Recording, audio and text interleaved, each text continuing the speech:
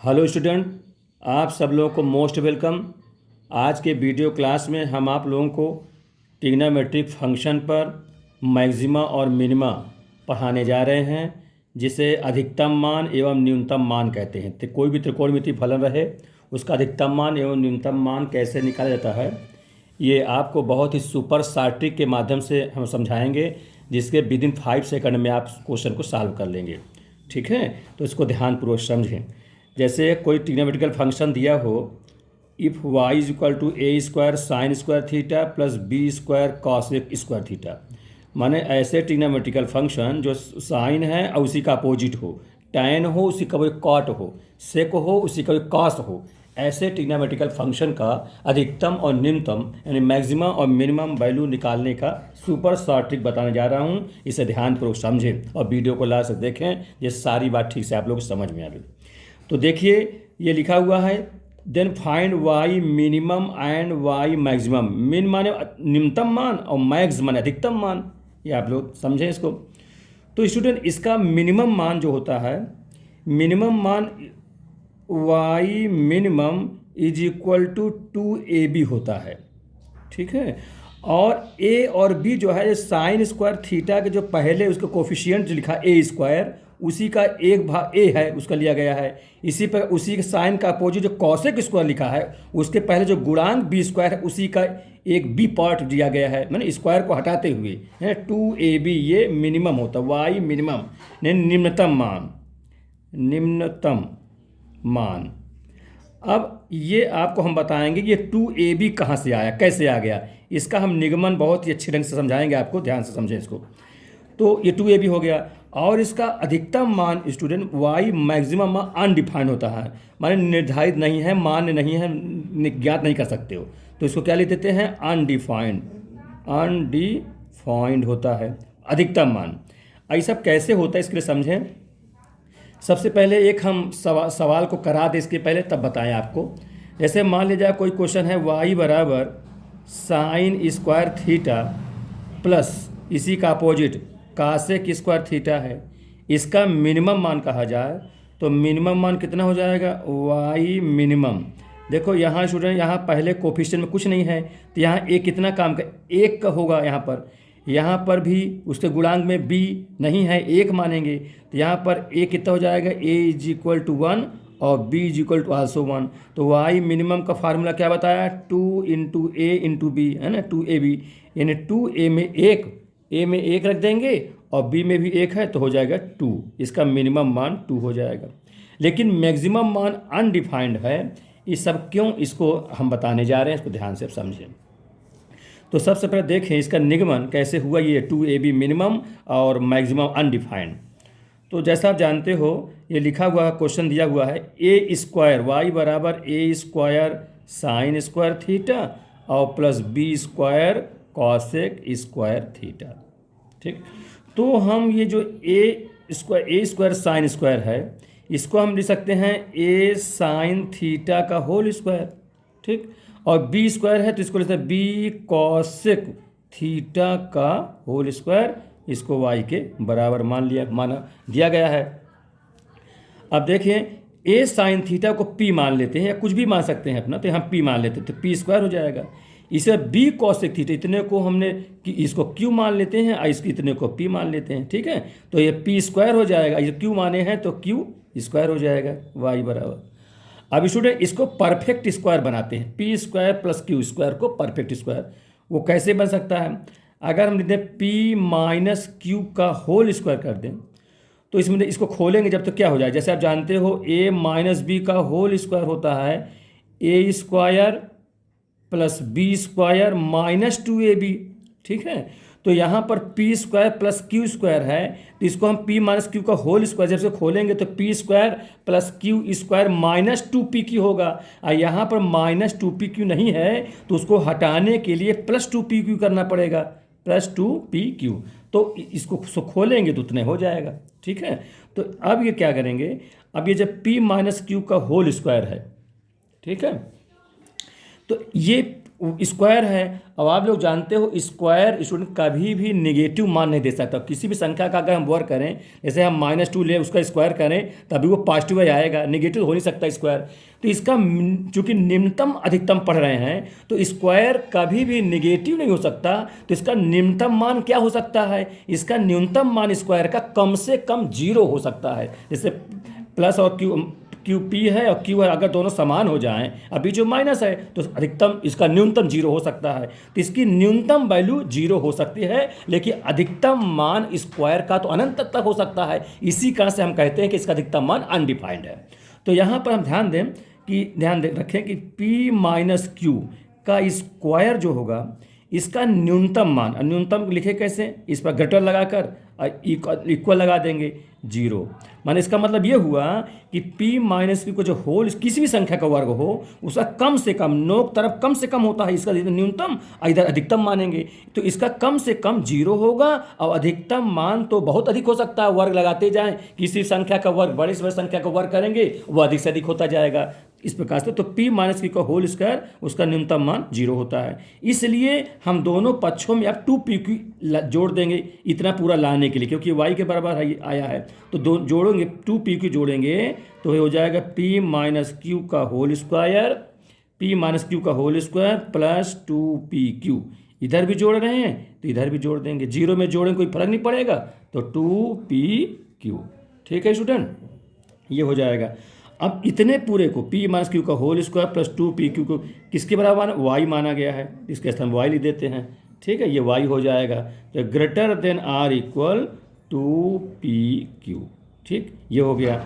अब इसके बाद देखिए p को क्या माना गया है? p को जैसे हम बताया p को हम लोग a साइन थीटा माने हैं और q को b कॉसेक थीटा माने हैं, तो मान रख देंगे 2 इंटू a साइन थीटा और q को माने हैं b cosec theta, b cosec theta. ठीक है, ये क्यू हुआ और ये हमारा पी हुआ। तो ये साइन और कॉसेक कट जाएंगे क्योंकि एक दूसरे के अपोजिट होते हैं, क्योंकि हम जानते हैं साइन थीटा बराबर 1/कॉसेक थीटा या कॉसेक थीटा बराबर 1/साइन थीटा, कट जाएगा। तो कितना हुआ? ये हुआ 2ab, इधर y लिख देंगे। तो स्टूडेंट क्या है? y का मिनिमम मान इधर नोक है, इधर कम से कम होता है, इधर अधिक से होता है। इससे ये स्पष्ट हुआ कि y का न्यूनतम मान 2ab हुआ और अधिकतम मान तो इधर चाहे जितना बढ़ते जाएं कोई सीमा नहीं है। इससे स्पष्ट हो गया, निकल आया रिजल्ट ये कि y मिनिमम जो हो गया 2ab and y maximum undefined. ये आप ध्यान रखें।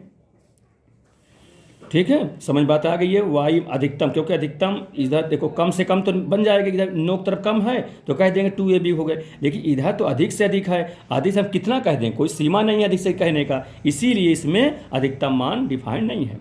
तो स्टूडेंट समझ में बात आई ठीक से कि हम कैसे इस प्रकार के फंक्शन का मिनिमम मान 2ab जानेंगे और अधिकतम मान जो है क्या हो जाएगा, वो अनडिफाइंड होगा। इसलिए ये हो गया, इसका निगमन करा दिए। अब इसके क्वेश्चन देखिए, तरह तरह के क्वेश्चन।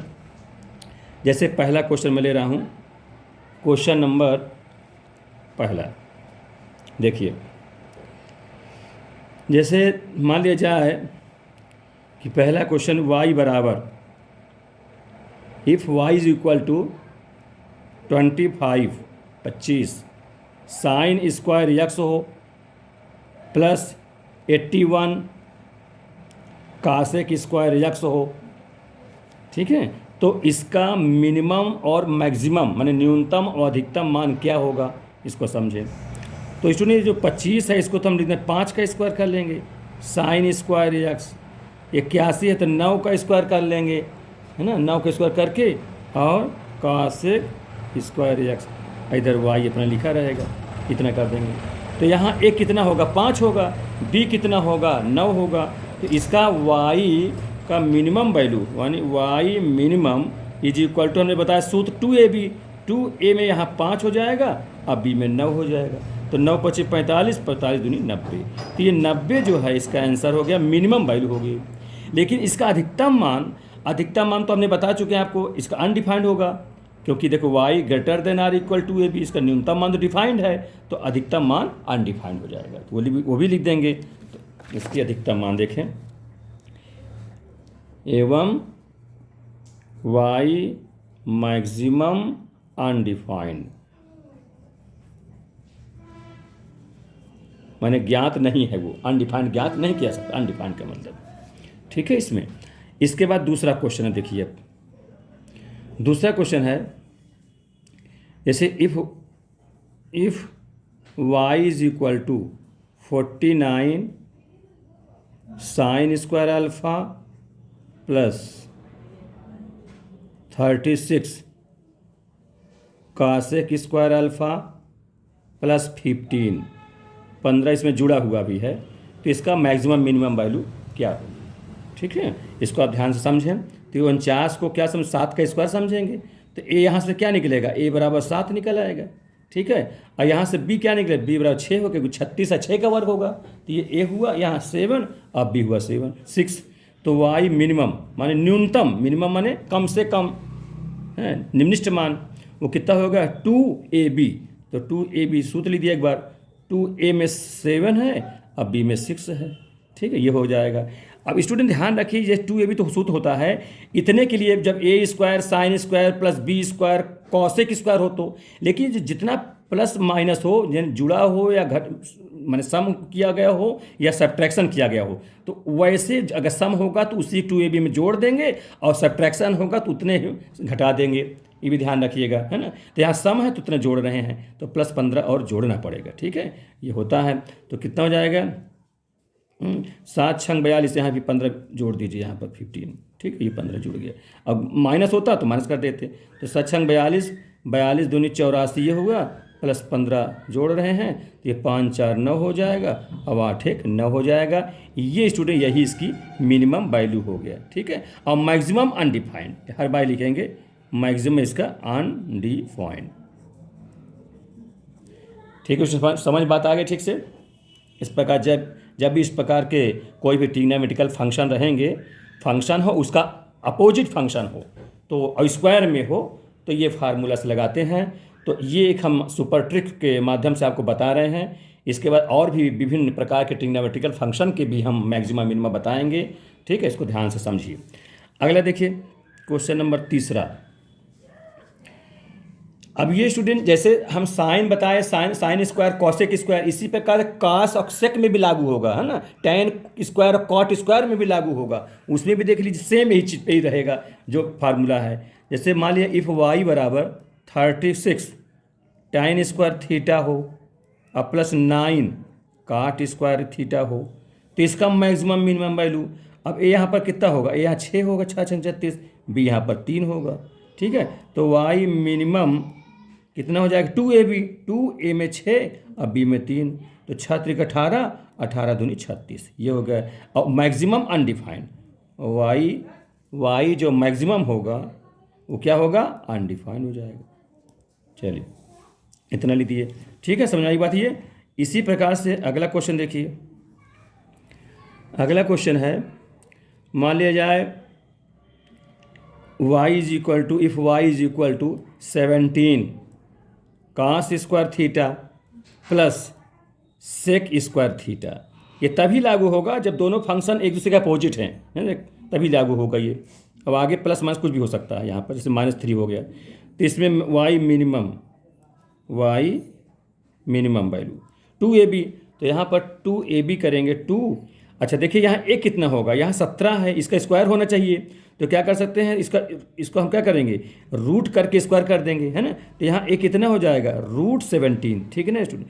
और b कितना हो, यहाँ पर b है ही नहीं, तो 1 मान सकते हो, तो 1 हो जाएगा, ये ध्यान दीजिएगा, ठीक है। तो 2a मतलब √17 और b मतलब 1, ये हो जाएगा। अब माइनस है, देखो माइनस कर देंगे, अब प्लस होता तो प्लस कर देते, तो कितना होगा 2√17 -3, ये इसकी मिनिमम वैल्यू हुई। और मैक्सिमम वैल्यू क्या कहेंगे, अनडिफाइंड, और y मैक्सिमम अनडिफाइंड, ठीक है, ये ध्यान रखिएगा। मैक्सिमम हमेशा अनडिफाइंड होगा, इसका निगमन में भी पूरी बात हम आपको बता दिए हैं, उसको ध्यान से समझिए और लास्ट तक देखें तो सारी बात आपके समझ में आ जाए ठीक से। फिर अगला क्वेश्चन देखिए, एक क्वेश्चन और बताऊंगा, उसको भी आप लोग देखें। इफ y इज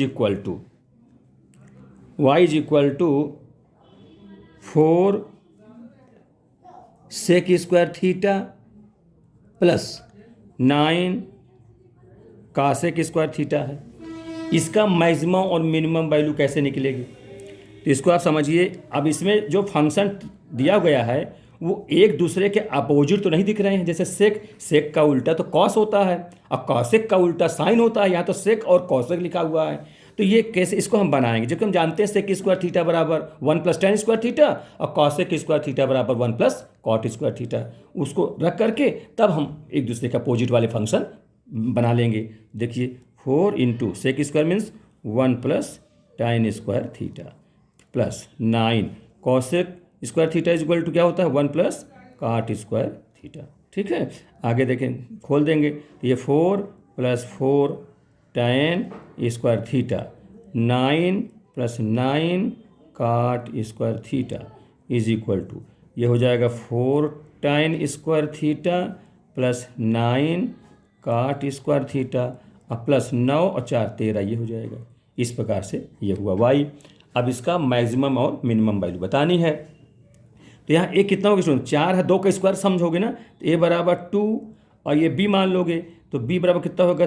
3 का स्क्वायर 9 होता, 3 हो जाएगा। और ये अपना कांस्टेंट है, वो बाद में जोड़ देंगे, है ना। तो कहने देखो tan स्क्वायर cot स्क्वायर ना गया अपोजिट, इस पर अपोजिट रहेंगे तभी ये फार्मूला काम करेगा। ठीक है, तो y मिनिमम हम इसको निकाल देते हैं, y मिनिमम। तो therefore y minimum is equal to 2, a में 2 है और बी में 3 है, अब प्लस 13 है तो जोड़ देंगे, माइनस होता तो घटा देते। कितना हो जाएगा? 3 दूनी 6, 6 दूनी 12 और प्लस 13 बराबर 25। इस प्रकार से 25 इसका आंसर मिनिमम वैल्यू आ गई। अब इसका मैक्सिमम वैल्यू, मैक्सिमम कितना हो जाए? अनडिफाइंड। ठीक है स्टूडेंट, समझ में आया?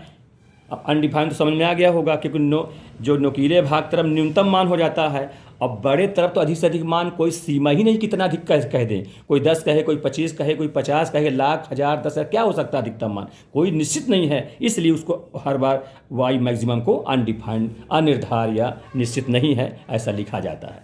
ठीक है स्टूडेंट, ये मुझे उम्मीद है कि वीडियो आपके ठीक समझ में आया होगा।